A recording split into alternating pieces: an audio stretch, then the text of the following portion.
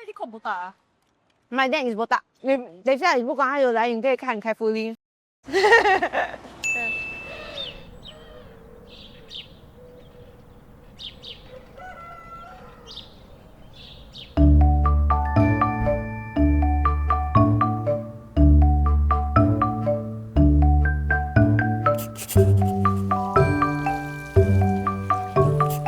So usually, if I work 7 a.m, I'll wake up around 6 o'clock. Then I will wash up, then change into my uniform, then I will get going. Yeah, very, very easy, short and sweet routine. But sometimes if my parents is not working, then we will have breakfast together downstairs. Actually, I was trained from my previous work also lah, because that one also quite ad hoc timing also. Sometimes we have to wake up super early. If the event starts at 5 o'clock, we have to wake up midnight. Then we have to report work at around 3. Yeah, 我们的早餐就是早上来的时候起来就来楼下，因为这个咖啡店24小时，所以很多时候我们都会吃点心，简单的几种饭包啊之类的，然后喝一杯咖啡，就是我们的早餐的。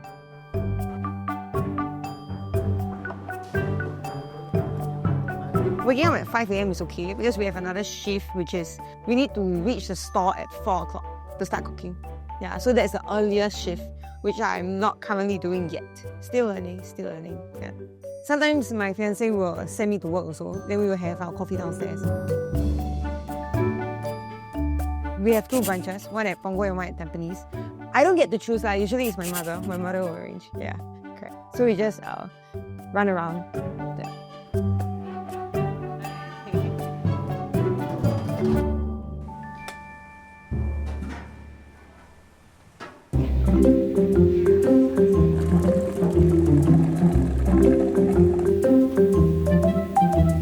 Hi, I'm Hwee Yi. I'm 27 this year, and I'm a second-gen hawker taking over my parents' business, and it's Botak Porridge. So at Botak Porridge, we sell authentic Cantonese porridge. We have a lot of options. We have like 16 different types of options that you can choose. So it's Cantonese style, which means that the rice, right, you cannot see the grains. So for our menu, right, the most popular is number 5, Pitan So Rojo. A lot of people will order that. My favorite, I like number 4.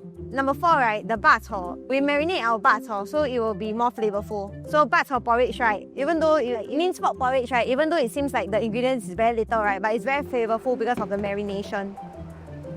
So we need to beat the minced pork, right, so that it will become Q, like will have the texture. This is the skill that I'm most proud of.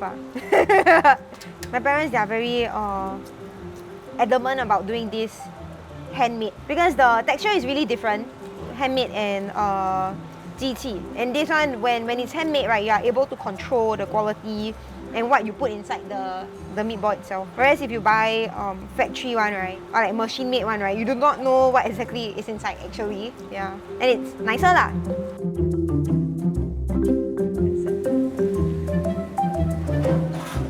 Alright. Which one can cook? My routine highly depends if I'm working on the morning or night shift. So for morning shift, right, usually I start work at 7 a.m. So I will wake up at around 5:30 and I'll reach here before 7 because we start right at 7 o'clock. We're open from 7 a.m. all the way to 9:40 p.m. We do not have any breaks in between, so it's work and work and work. But we have 2 shifts, so it's not that bad. My routine for a day will be work all the way until 4 p.m. Then I'll head back home to rest, and I will usually go home and talk to my parents about work again, especially when I'm taking over my parents' business. So work never leaves us, unless we take a vacation overseas. Then sometimes we can let go a bit. Okay, so in the morning, 大姐 will come at 4 a.m. Then the first thing that she needs to do is to on the power for this machine. Then it will boil the water. We will put our rice, seasoning, and that's a base porridge. Then we will put it here and to put all the ingredients and cook again. Then it will be served to our customers. Yeah.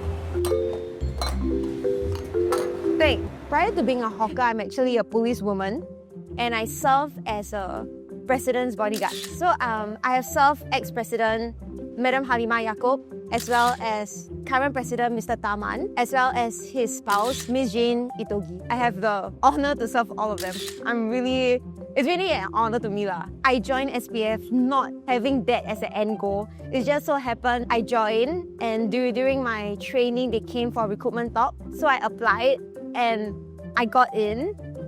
Thank God. Yeah. The selection was quite intense, but I managed to get in. So for being a president's bodyguard, I would say it's more mentally challenging. We always have to be on high alert. We have to be really professional and there's no play lah. I cannot really smile. We really have to execute what we are trained for. So I cannot really be myself in a sense where being in this hawker environment, right, I have the freedom to, color my hair. I have the freedom to interact with customers the way that I like to. And like maybe sometimes I will disturb them a bit or like have conversation with them. For President Bodyguard, it's really a responsibility and a duty that we need to uphold. And we are dealing with Singapore's most important people. So there's a large scale of things lah. Whereas for this, it's more like I have the freedom to execute the things the way I like to be executed, but it has to be done. So every day the store has to be open, but I have the freedom to see how I like for it to run and everything. Okay 再来快2。这个下就不可以换了啊。OK。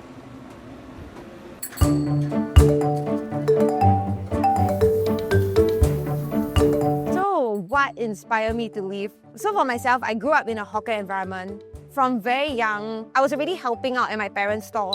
My dad used to sell economical rice at Golden Mile Hawker Centre. And my mum, she used to sell porridge also at Golden Mile Hawker Centre. That's how they met. So for me, it's always been part of my life lah. So interacting with customers and being in this environment is very natural to me. After graduating from poly, I helped out for my parents for around 8 months to almost a year. At the point of time, I really wanted to take over. Back then, I was 21 years old. But my mum told me that I'm a little still too young. She told me to go and explore my passion and do what I like to do first. After 5 years, if I want, I can come back and they will wait for me lah. Yeah, so that's what happened. 21 years old, I signed up for to be a police. Coincidentally, became a bodyguard. So for 5 years, I did that. And I realized that it's time for me to come back.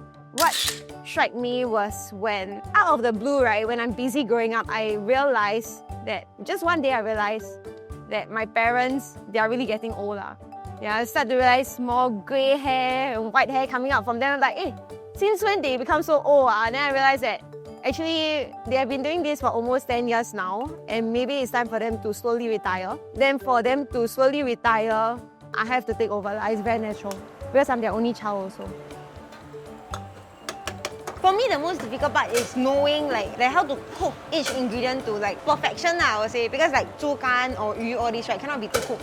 If too cooked, right, not nice. You need to understand the characteristics of every ingredient, right, for you to cook it properly. Yeah. Like if the 鱼粥, right, you put inside, when the porridge is not hot, it will come out very cha. It's just different. Even though it's the same ingredients, right, the way you prepare it, right, makes a lot of difference. But this 粥 very hot, and if 弄到你is very... everyone have their better scars. Better scars.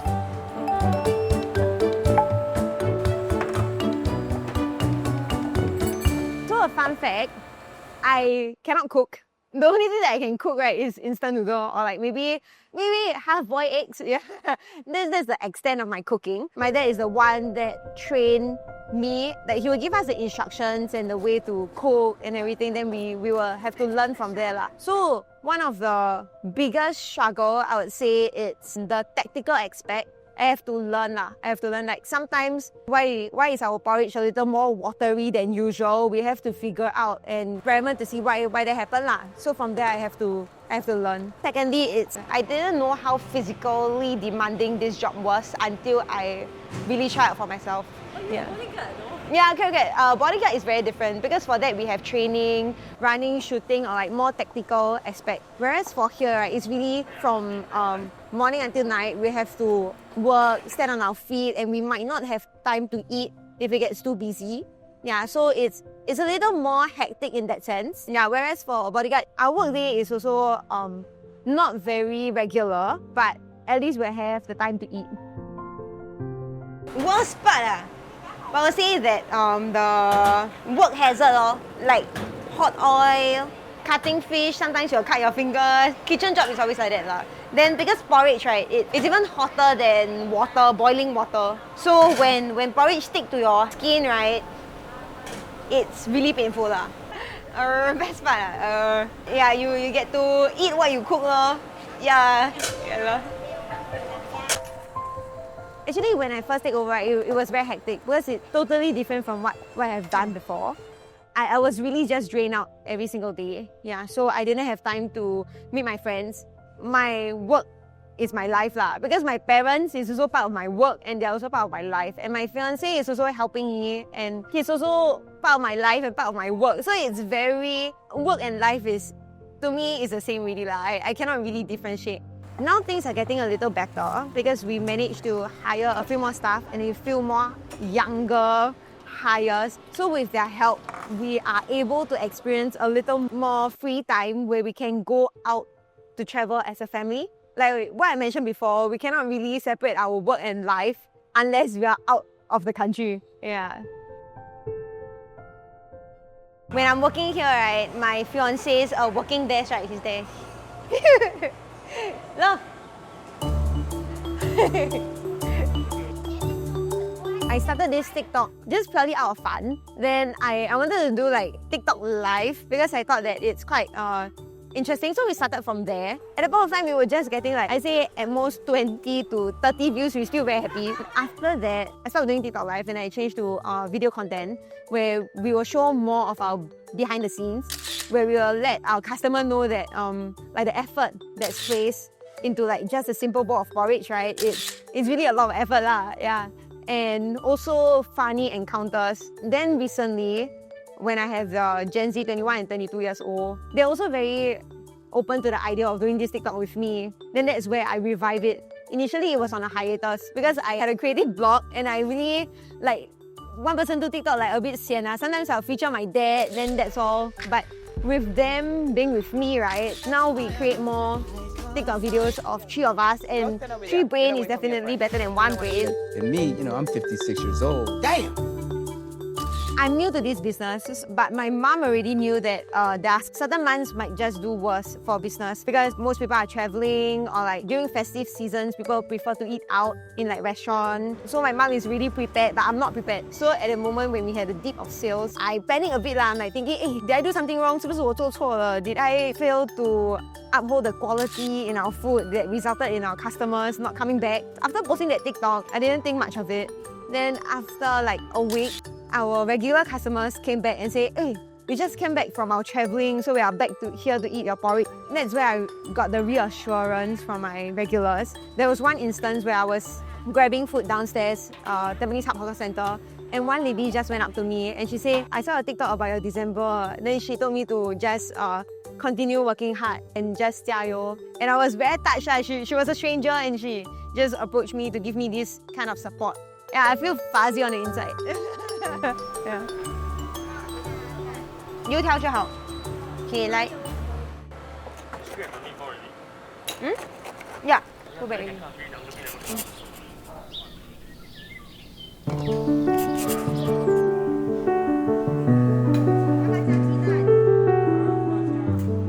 Most rewarding part about taking over this business for me, I would say is, as cliche as it sounds, but the moment my parents' face bright up, right? When I said that I have firm up on my decision to take over, right? They were so happy. But my dad, still say like, 不要啦，这么辛苦，不要啦. But he's saying that with a smile. Yeah, it's like, 不要啦，这么辛苦 kind. Yeah. So I know that ultimately this decision, right, we really make them happy lor.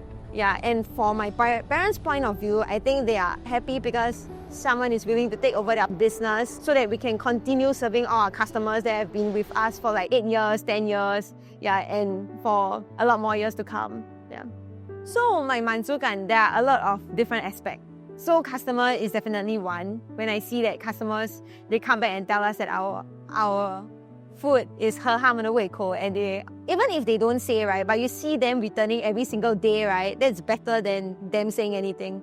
It's a reassurance that our quality and what we are providing for the community is still, the standard is still there lah. That's one. And another mansukan is when I see that our team, they are working as a team.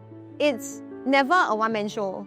We always work as a team. So it's not just work for them. Usually work is very mundane, but when I see that they are happy doing what they are doing, right, that makes me happy also.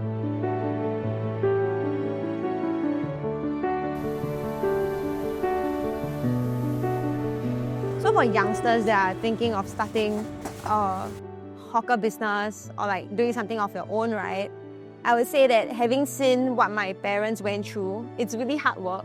So just be ready to put in the hard work, and the ending might not be what you expect it to be, but it's the progress and whatever you have learned, right, just receive it, keep it, and see like how you can use it in the future lah. Advice from my parents, 不要忘记你有初心. Yeah, your 初心 of starting the business. When your 初心 is 对, right, and after like when you're tired or like when you are thinking if this journey is worth it, right, then you just think about your 初心, like what made you want to start this. Then maybe from there you will find more motivation to continue working hard. Yeah.